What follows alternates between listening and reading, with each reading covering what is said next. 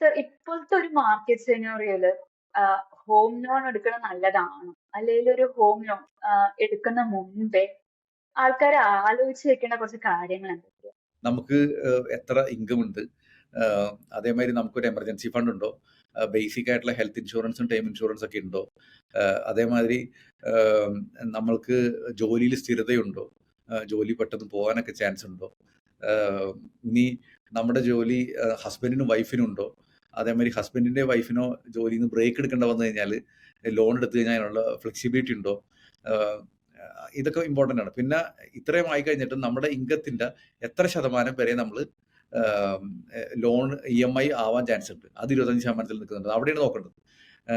അതുപോലെ തന്നെ വേറെ ഏതെങ്കിലും EMI ഉണ്ടോ, ആ EMI-യും ഹോം ലോണിന്റെ EMI-യും തമ്മിൽ കൂടുമ്പോൾ 25% കൂടാൻ ചാൻസ് ഉണ്ടോ, അതേമാതിരി നമുക്ക് ഡൗൺ പേയ്മെന്റ് കൊടുക്കാനുള്ള പൈസ കയ്യിലുണ്ടോ, ഡൗൺ പേയ്മെന്റ് അറ്റ്ലീസ്റ്റ് ഒരു 25% നമുക്ക് കൊടുക്കാൻ പറ്റണം.